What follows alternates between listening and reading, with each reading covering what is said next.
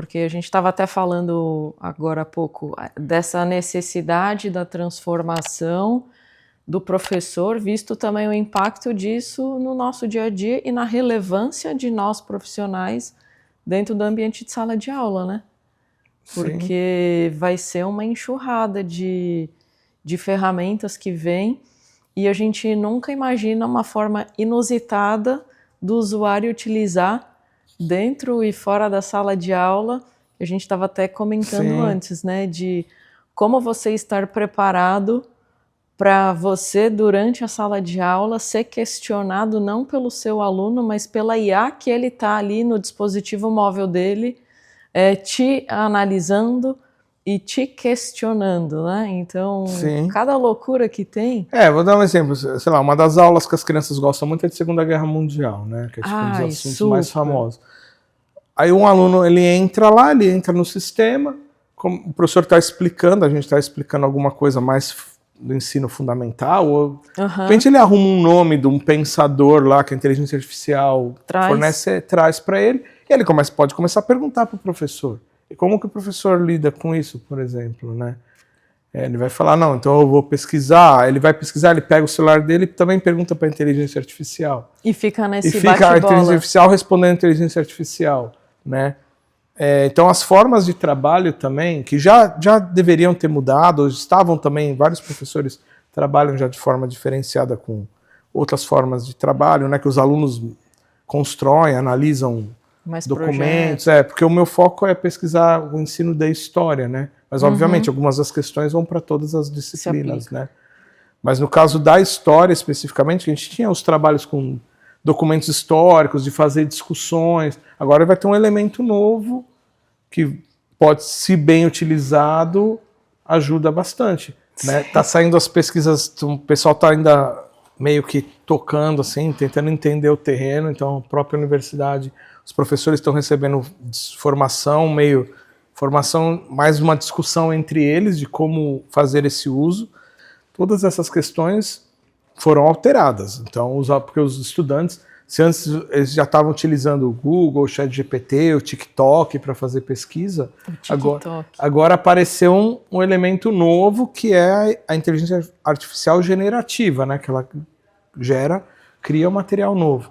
Então, os professores ainda a gente está ainda aprendendo, descobrindo ainda como usar. E eu acho que é um momento histórico muito interessante que você que na verdade é isso que eu estou tentando perceber, que trabalho que os professores estão fazendo para fazer uma reflexão sobre esse trabalho e meio que lapidar, né, as formas de trabalhar mais positivas, que produzam um melhor ensino-aprendizagem, que facilitem o trabalho, né, porque ela tem o potencial de facilitar muito o trabalho, mas tem o potencial de deixar um trabalho falso, né? Então, como lapidar essa ferramenta para ela ser melhor utilizada pelos profissionais de educação. Então essa seria a questão, e até onde que ela vai afetar a percepção sobre o ensino dos estudantes, ou por exemplo, trabalho com projetos seria mais enfatizado, com o professor junto, a mudança de aula expositiva vai ter que sofrer uma grande alteração. Dá para incorporar a inteligência artificial numa aula expositiva antiga? Dá. Como que faz isso? E está todo mundo experimentando, é um momento de experimentação. E fazer também a pesquisa nesse momento, agora como historiador, eu acho que é interessante que fica o registro histórico de quando apareceu isso para os professores. Qual foi a reação, né? Eu lembro que quando eu fazia a pesquisa da área de história, que tinha a questão do cinema, né? E tinha associações de professores nos Estados Unidos reclamando do cinema. E era o cinema mudo. Meu Deus. Os estudantes não querem mais prestar atenção, eles ficam copiando as coisas do cinema mudo, eles saem da escola para ir ver filme. Aí depois você pega um período depois, nos anos 50, as histórias em quadrinho, o rock, a música, o rádio. Então sempre foi um problema para a educação quando aparecem as tecnologias, e depois acaba virando meio um padrão, aprenderam a utilizar. Sempre a mudança causa um impacto, né? Causa um choque.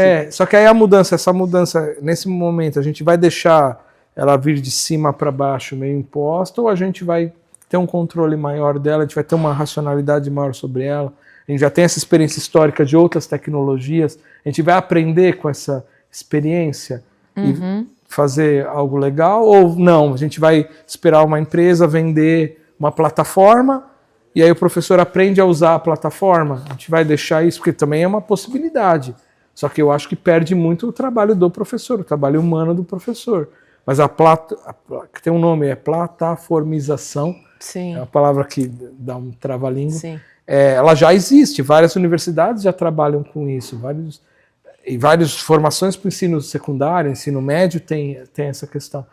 A gente vai deixar, a gente não vai fazer nada, a gente vai aceitar na própria formação do professor. Então seria meio que registrar esse contexto e dar ferramentas, e construir, na verdade não é dar, né? Seria construir com os professores ferramentas para a gente interagir nesse contexto, né?